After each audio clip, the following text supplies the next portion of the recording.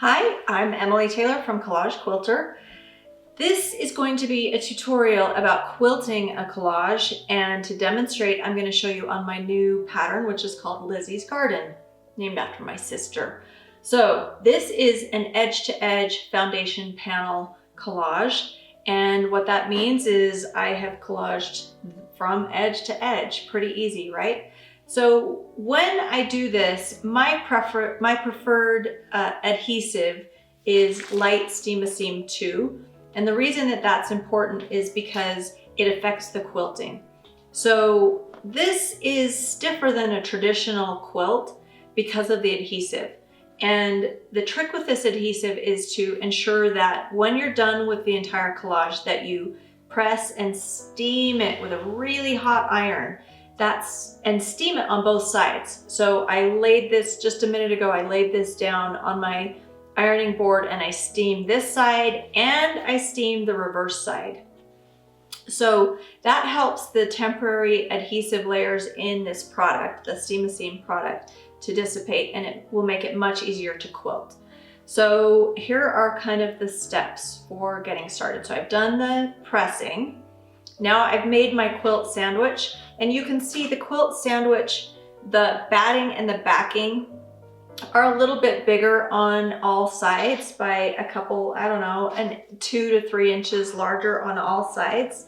And on the back, make sure that your backing fabric is facing out.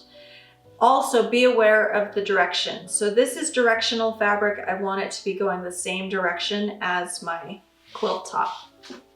The batting that I'm using is 80/20 from the Warm Company. It's just a nice thin batting. I really like the way it quilts up. And I'm going to show you the thread also that I'm using. So I'm not a great quilter, but I'm getting better the more I do it. And today I'm going to demonstrate using my BERNINA Q16 machine. And with that machine, I can free motion quilt. If you don't have a machine that will allow you to free motion quilt, you can even quilt this on your domestic machine just by doing straight line stitching. So you don't need to be able to free motion quilt. You can just do the straight line stitching on any domestic machine. But since I've got my machine, I'm going to demonstrate that. And one thing that I want to point out too, when I'm doing free motion quilting, I like to change my thread color because I'm not the best quilter. So I kind of like my thread to match what is underneath what I'm working on. So I've selected this really, really pale, icy blue color for the background. And that's because I've got little hints of that in here, and being a cool color, I feel like that will kind of help it to have some depth. And what I'll do is just an all over meander stitch on the background. So anywhere that it's white or the background fabric, I'll do the all over meander. Then I'll change my thread. I've decided, I think I'm just gonna stick with one green. Normally, sometimes I'll change, but I think I'm just gonna stick with this really rich olive green, and I'll provide the names and in just a minute. The background, or the backing, the bobbin thread is going to be one solid color. And then I've selected orange, a really pretty burnt rich orange color to go over the top of the flowers because there's a lot of orange, and I really like the juxtaposition of the cool pink flowers with a little touch of the warm orange. So the thread that I like to use is Isacord 40 weight thread. It's embroidery weight thread. And the reason for this is because polyester thread is a lot stronger than 100% cotton. And because we're going through the collage layers and the adhesive, we want to make sure that we don't have any thread breakage. Nothing more annoying than that. So that's why I recommend this thread. The other things that I'm going to do before I get over to my machine, I'm going to oil my machine, make sure it's in great working condition, and before I start a new project, I always put in a new needle. So the needle that I like is a Schmetz Super Non-Stick Needle. It's sold on my website, collagequilter.com. And it's just a universal needle, but it is designed for going through adhesive. So it's a non-stick needle, and because it's going to be brand new, it will be very sharp. So that's my recommendation for the needle, the thread, steaming. I think we've got everything. So now I'm just going to pin these layers together. I'm just going to pin them on the edges all the way around, because it's pretty stiff, and I think that will hold it in place. And then when I get over to my machine, I'll give you a little bit more information about getting started. Okay, so I want to point out that before I get too far along, I want to make sure my tension looks good so that I don't see the background or the bobbin thread coming up on top, which it looks really good there. And I don't want to see the top stitching come through on the back. So that looks really nice and clean. So that means my thread tension is good. It's just at the default setting, but if I need to adjust it, now's the time. You can adjust it according to where the thread is pulling, but it looks pretty good. So I'm just going to go ahead and keep going here. All right, so I got started and I had some thread breaking. So what I did was just checked my tension in my bobbin, and I loosened it just a little bit. And then I also increased the stitch length slightly from 10 inches or 10 stitches per inch to 9. And then I loosened the top thread tension a little bit. So when you're quilting through collage, there is a lot of natural tension going through all of these layers. And so when you do that first little test, if there's any thread breakage, I would recommend loosening up the tension on both the bobbin and the top thread. So now we're here, now we're ready to go, and I'm just gonna get working.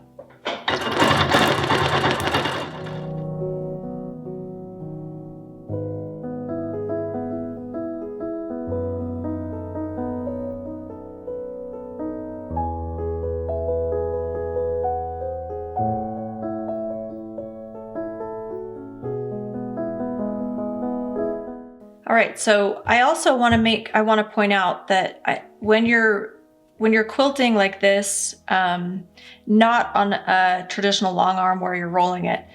So if you're starting on a quilt like this or at your domestic machine, you should start in the middle of your quilt and kind of work out that way. That way we make sure that there are no bubbles in your quilt.